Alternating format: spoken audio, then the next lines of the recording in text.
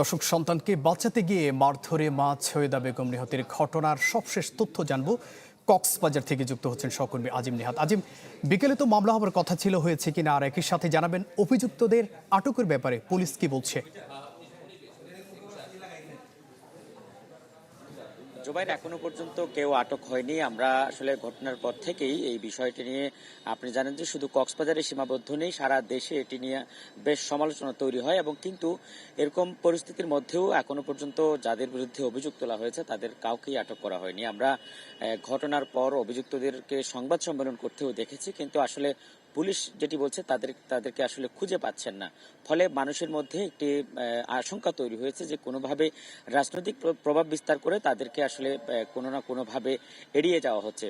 এবং পরিবারের পক্ষ থেকে এখনো পর্যন্ত মামলার এজাহারটি দেওয়ার কথা, সেটি এখনো পর্যন্ত থানায় পৌঁছেনি বলে আমরা জানতে পেরেছি। এবং পরিবারের সদস্যদের সাথে কথা বলেছি, বিশেষ করে ইমরানের সাথে আমরা কথা বলেছি আজকে। তিনি যেটি বলছেন যে তাদেরকে সরাসরি না দিলেও বিভিন্নভাবে আসলে প্রেশারাইজ করা হচ্ছে যাতে তারা এই ঘটনার মামলার দিকে না যায়। কিন্তু তিনি যেটি বলছেন এই ঘটনার শেষ দেখে ছাড়বেন তারা, এবং আজকে কিছুক্ষণের মধ্যেই হয়তো এজাহারটি নিয়ে থানায় যাবেন এবং সেখানে পুলিশও যেটি বলছে তারা এজাহার দেওয়ার সাথে সাথে মামলা রুজু হবে এবং পরবর্তীতে আইনগত প্রক্রিয়া যেভাবে চালানো হয়, যেভাবে চালাতে হয় তারা সেভাবে চালাবেন।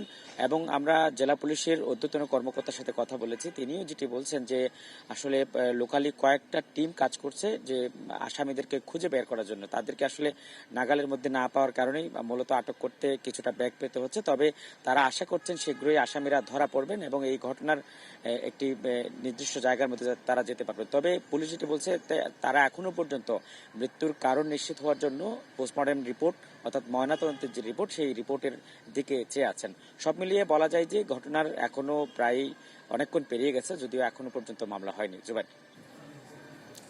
আজিম, ধন্যবাদ আপনাকে। দর্শক, কক্সবাজার থেকে যুক্ত হয়েছিলেন সহকর্মী আজিম নিহাত।